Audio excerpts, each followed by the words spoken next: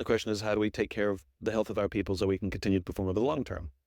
Um, uh, Two lumberjacks every morning, they go to work at the same time. Every day they end work at the same time.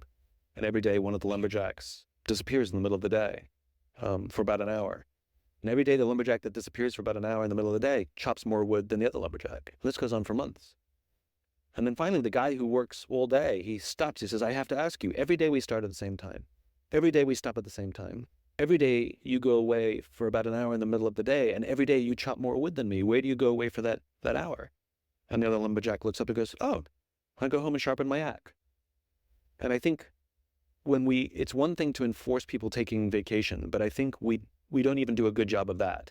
There's a huge difference between taking a vacation and telecommuting from the beach, and I think where we get it wrong is where we allow people to dial in the morning and miss breakfast with their family when they're on vacation, or we expect them to be on the call when they're sitting by the pool. That's not a vacation.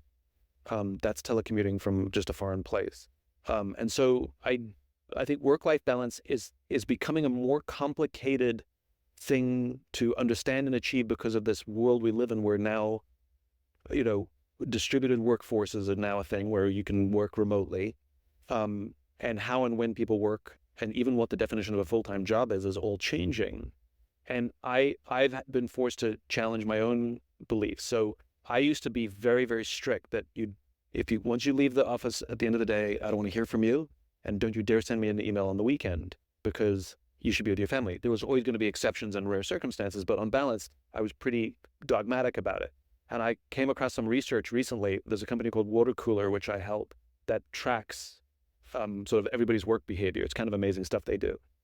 And what they discovered is that people who never engage on weekends or evenings actually have high propensities to quit and very low engagement scores.